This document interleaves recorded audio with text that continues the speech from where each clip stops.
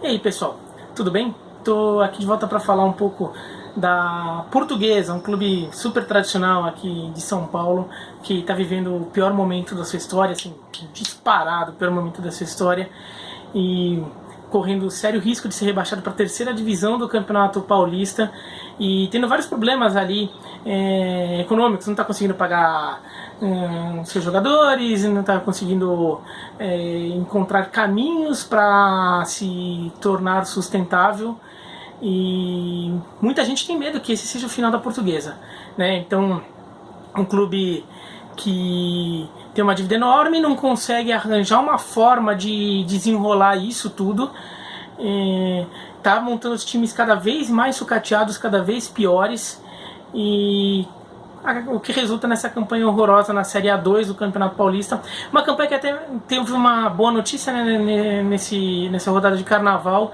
O time venceu o Taubaté em Taubaté por 3-0, a primeira vitória na temporada, e com isso saiu da zona de rebaixamento.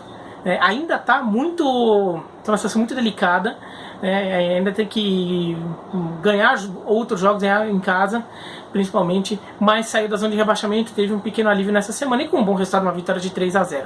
Mas a situação da Portuguesa ainda é muito delicada, muitos torcedores da Portuguesa veem a situação do clube como quase terminal. Então, para entender a situação da Portuguesa, como é que a Portuguesa entrou nesse imbróglio todo, a ponto de ter até troféus importantes penhorados, e não tem a menor intenção de tentar pagar para recuperar esses troféus, pelo menos não em curto prazo, vai aqui na descrição, eu vou deixar o link de um vídeo do colega de ESPN, Jorge Nicola, torcedor da Portuguesa também, e que ele fala muito da situação de como a Portuguesa chegou aonde ela está neste momento, né? Um relato até um pouco pessoal dele, que é interessante. Vou aqui falar um pouco de como é que ainda dá para a Portuguesa tentar se recuperar. O que tem que acontecer? Assim, a situação realmente é muito delicada, é quase terminal, mas eu ainda acho que é possível escapar. E aqui eu vou dar algumas ideias, aqui, algumas coisas que eu acho que pode ser uma saída para a Portuguesa. Primeiro de tudo é escapar desse rebaixamento no Campeonato Paulista, né? Não cair para a Série A3, fica na Série A2, se conseguir. É possível não estar na zona de rebaixamento nesse momento, porque tem muito empate, venceu só um jogo, mas empatou bastante, empatou até com um time que está bem no campeonato, quer dizer, um time que até poderia estar rendendo um pouco melhor.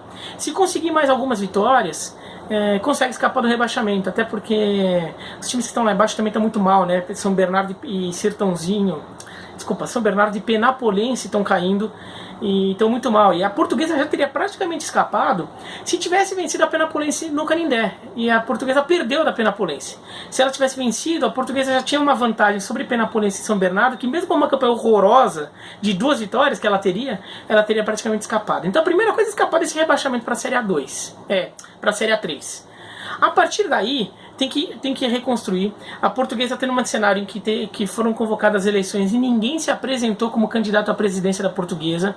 É uma situação absurda, né? Então mostra que é um time que está realmente sem rumo. Houve briga da equipe de transmissão dos jogos da Portuguesa na internet, briga no ar mesmo, né? Discutindo no ar. Então, assim, várias situações constrangedoras, né? O Paulo Roberto Santos, o técnico que estava no Brasil de Pelotas, não estava bem no Brasil de Pelotas, mas foi muito bem no São Bento durante uns anos, não aceitou o convite de ser técnico da Portuguesa. Quer dizer, ele aceitou, mas depois desistiu. Quer dizer, tudo uma zona, né? Mas assim, termina a 2, escapa do rebaixamento. A partir daí começa a desenhar. Bom, primeiro que a Portuguesa é um clube que tem uma dívida muito grande e precisa pagar essa dívida, e tem que pagar, não é para dar calote. Então é uma questão que a Portuguesa precisa de uma intervenção. Assim, destrói o comando que está lá hoje. O comando que está lá hoje não vai levar a Portuguesa a nada, por causa de muita briga política, muita picuinha interna de clube. E a Portuguesa sempre foi um clube com problemas históricos de picuinhas internas, de muita briguinha que atravancaram o clube quando ele teve oportunidades de crescer e acabou não conseguindo. Agora é o momento de intervenção, porque ou vai ou racha.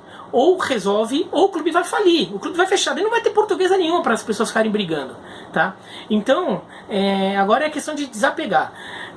Se a Justiça não decreta uma intervenção, se a CBF não decreta uma intervenção, se a Federação Paulista não decreta uma intervenção, que a própria Portuguesa, ou as pessoas que estão dentro da Portuguesa, ou estão ligadas à Portuguesa, criem essa intervenção. E como que seria isso? Por exemplo, dá um jeito de ter algum presente, tem que ter, por uma questão até formal, mas pessoas ligadas à Portuguesa, torcedores da Portuguesa, e eles existem. A Portuguesa é um time de torcida pequena, mas ela não é uma torcida minúscula. Às vezes as pessoas de fora de São Paulo acham que a Portuguesa não tem torcedor nenhum, e ela tem. Poderiam juntar torcedores da Portuguesa que tenham tem um bom trânsito dentro do meio empresarial, tem muito empresário que torce para a Portuguesa, né? E muito comerciante. Então, pegar, por exemplo, alguns empresários que tenham um bom trânsito dentro do mercado, que torçam para a Portuguesa, que queiram comprar essa ideia de vamos salvar a Portuguesa. E dentro deles, eles criarem uma espécie de conselho que administrem a Portuguesa, vejam friamente, racionalmente, o que precisa ser feito, mas com amor à camisa, porque eles vão ter que fazer isso de graça, não vai conseguir se pagar salários. Talvez eles possam entre eles até fazer um racha ali, uma vaquinha, e de repente designar um executivo que nem necessariamente seja torcedor da Portuguesa, só alguém que entenda aí de salvar uma instituição, uma empresa em situação muito delicada, para ser o gestor, o executivo, um presidente dali para cuidar. Mais um conselho com esses torcedores da Portuguesa ilustres. A partir daí, tem que ser frio. Tem que pegar... O que a Portuguesa tem? A Portuguesa tem um Canindé. Tem um estádio que é um estádio que ocupa e o clube, né? O clube fica do lado do estádio, para quem não é de São Paulo, fica na Marginal Tietê, é uma região perto da rodoviária de São Paulo, perto do metrô, é uma região de acesso muito bom, assim, de carro. Então é uma região que pode ter muito interesse para o mercado imobiliário. Houve já um plano de vender o terreno do Canindé. Com esse dinheiro seria possível pagar as dívidas e ainda ficar com um estádio novo, pequeno, menor, mas um estádio novo. Ia sobrar dinheiro, então assim, tem um potencial ali. Mas tanta briguinha impediu que isso acontecesse e a incorporadora que estava interessada desistiu.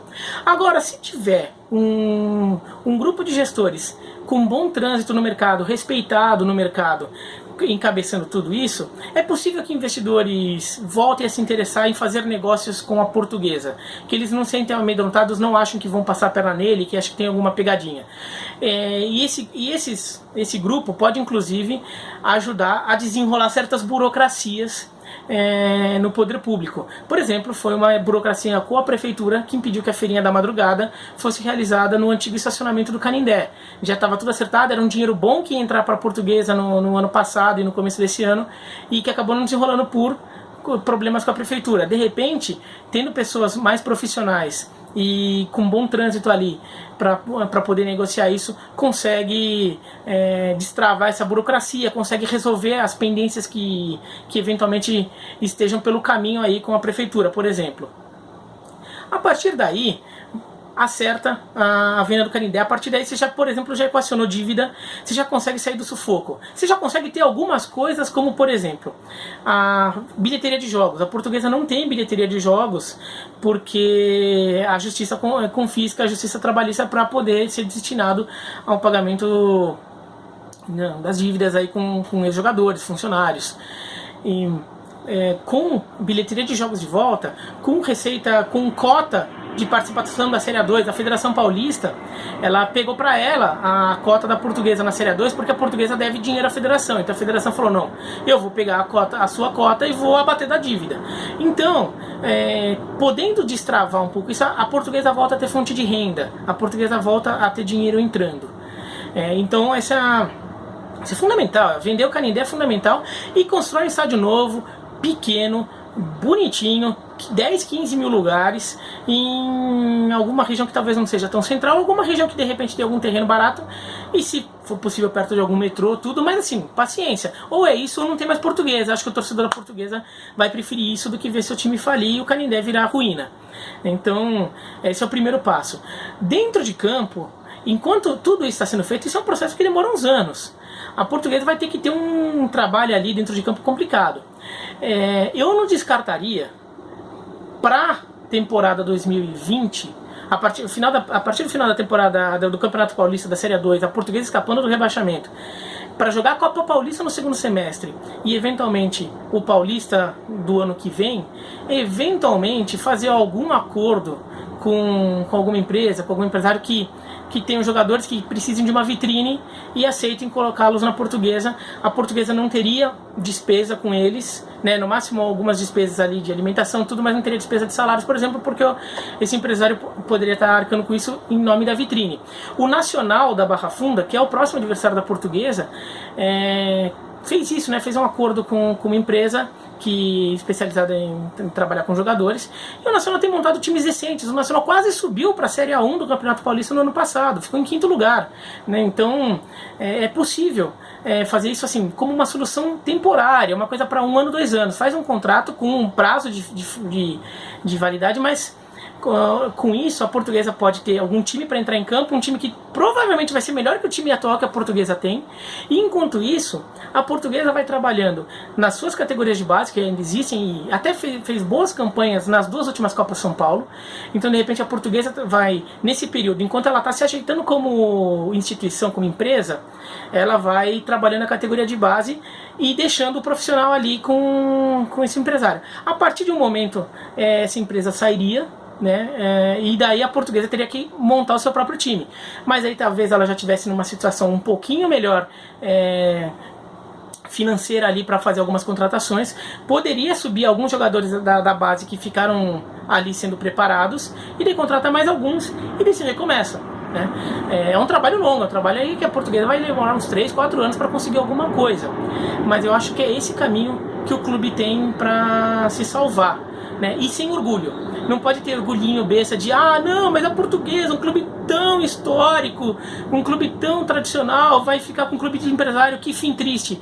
Triste é morrer. Triste é deixar a paixão de milhares de torcedores da Portuguesa órfão, né? Então assim, uma história morrer, história de grandes jogadores que passaram pela Portuguesa, de Djalma Santos, Julinho Botelho, Denner, Enéas, mais recentemente o Ricardo Oliveira, jogador revelado pela Portuguesa, e uma das grandes besteiras que a Portuguesa fez foi não ter conseguido ganhar dinheiro nenhum com a saída do Ricardo Oliveira, justamente por causa de atraso de salários. Ele saiu de graça para o Santos, né? Então o Rodrigo Fábrica é um jogador que não explodiu como poderia, mas foi artilheiro do Campeonato Brasileiro pelo Grêmio, fez uma carreira lá em Portugal, no Sporting.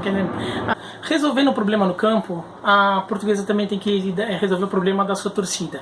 A torcida portuguesa existe, né? Ela não é tão pequena quanto às vezes parece, ela não é grande, óbvio que não, né? Mas é uma torcida que existe e que a Portuguesa tem que tentar recuperar, trazer ela de volta. Teve um jogo da Copa São Paulo que eu fui neste ano, em janeiro deste ano, que tinha de 4 a 5 mil pessoas no estádio, que é um ótimo público para um dia de semana à tarde, e são pessoas querendo ver a Portuguesa, e a única, onde o torcedor da Portuguesa vê o seu time ter alguma chance de fazer alguma coisa legal é na Copa São Paulo, porque na Copa São Paulo a Portuguesa até fez boas campanhas nos últimos 2 anos, mas no profissional não. E no profissional vem a questão do ingresso também, ingresso caro, que a diretoria cobrou R$100 no ingresso. Precisa trazer de volta o seu torcedor, não só para o estádio, mas para o dia a dia, né? Fazer a torcida se reconectar com o clube. E como faz isso? Primeiro, cobrando ingresso barato, né? A Portuguesa vai estar apresentando ao seu público um futebol de baixa qualidade, de baixa perspectiva em curto prazo, tem que cobrar um ingresso condizente com isso, né? Até porque você tem que fazer uma campanha forte até para criar novos torcedores, então fazer com que os torcedores da Portuguesa levem seus filhos, tudo, para que os filhos não virem corintianos, não virem são paulinos, palmeirenses. A pode dar e um caminho que ela pode ganhar novos torcedores é entre imigrantes. Ainda que a Portuguesa tenha, pelo nome, pelas suas cores, uma limitação lógica, porque muita gente não se vê identificado com Portugal, então não siga a Portuguesa, e até por isso já teve muita gente que defendeu a mudança de nome. Agora talvez já seja um pouco tarde, mas a Portuguesa pode tentar buscar torcedores que não tem time. E onde você vai achar isso? Pertinho da Portuguesa. Se anda algumas quadras a partir do Canindé, tem uma enorme comunidade boliviana e peruana. Se a Portuguesa, por exemplo, começa a criar campanhas para atrair esses torcedores, porque esses torcedores que na verdade eles chegam ao Brasil, eles torcem para o Bolívar, torcem para o The Strongest, torcem para o Aliança Lima, torcem para o Universitário. Eles não torcem para nenhum clube brasileiro.